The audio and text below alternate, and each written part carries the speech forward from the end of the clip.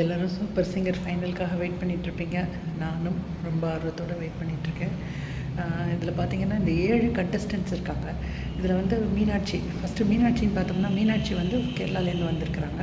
So அவங்க பேசிக்காக பாட்டில் train ஆகி வந்திருக்காங்க. சிங்கிள் மதர், அவங்களோட பேக்ரவுண்டு இதிலிருந்து வந்திருக்கிறாங்க. அவங்க அம்மா வந்து ரொம்ப கஷ்டப்பட்டு தான் அவங்களை கொண்டு வந்திருக்காங்க இந்த இடத்துக்கு. நான் வந்து கேரளாவில் கொஞ்ச நாள் இருந்திருக்கிறேன்.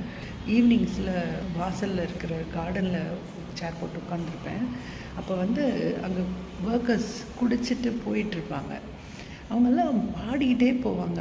ஒருத்தருக்கு ஒரு குரல் இருக்கும். ஒருத்தர் பாடினா அப்படியே ஜேசுதாஸ் மாதிரி இருக்கும், ஒருத்தர் பாடினா பாலசுப்ரமணியம் பாடுற மாதிரி இருக்கும். ஒருத்தரும் ஒரு மாதிரி பாடுவாங்க. ஆனால் தமிழ் மலையாளம் ரெண்டும் பாடுவாங்க, ஹிந்தியும் பாடுவாங்க. அவ்வளோ அழகாக பாடிட்டு போவாங்க. ஸோ அப்படி கலை மேலே அப்படி ஒரு அதீத ஒரு லவ் இருக்கிற ஒரு ஊர் அது. அங்கேருந்து வந்தவங்க இவங்க. நிச்சயமாக இவங்களுக்கும் இருக்குது, ரொம்ப ஹார்ட் ஒர்க் பண்ணிகிட்ருக்காங்க இவங்களும். ஸோ அடுத்ததை பார்த்திங்கன்னா தவசீலி வந்து அவங்க அப்பா இன்ஸ்ட்ருமெண்ட் பண்ணுறவர் தான். இவங்க குழந்தையிலேருந்தே ஸ்டேஜில் ஏறி பாடிட்டு வராங்க. ரொம்ப சாதாரண ஃபேமிலியிலேருந்து தான் வந்திருக்கிறாங்க.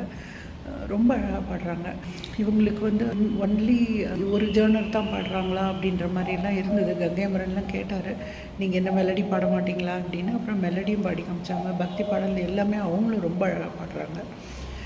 அடுத்தது பார்த்திங்கன்னா தர்ஷனா வந்து பயங்கரமாக அவங்க வந்து பாப் சிங்கர் தான். அவங்க ஒரு பாப் சிங்கர் ப்ளஸ் அவங்களும் எல்லா ஜானருமே ரொம்ப அழகாக பாடுறவங்க தான். டிசாதனா வந்து இலங்கை தமிழ் பெண். இங்கே அகதிகள் முகாம்லேருந்து வந்து பாட வந்திருக்கிறாங்க. இதெல்லாம் ஒரிஜினல் டேலண்ட் அப்படின்னு தான் நான் சொல்லுவேன்.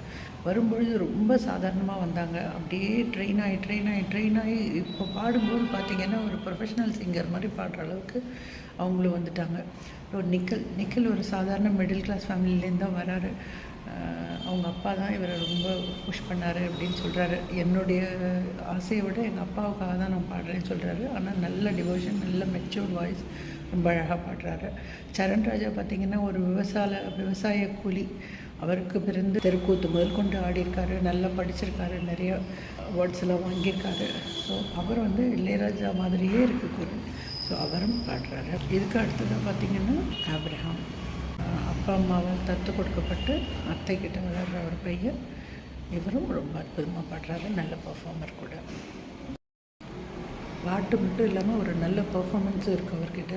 அவர் சூர்யா மாதிரி பண்ணும்பொழுது நான் பயங்கரமாக இம்ப்ரெஸ் ஆனேன். எப்படி இவ்வளோ நுணுக்கமாக பண்ணுறாரு அப்படின்னு. ஸோ பாட்டும் பிரமாதமாக பாடுறாரு. ஸோ இதில் யார் ஜெயித்தாலும் நமக்கு சந்தோஷம்தான்.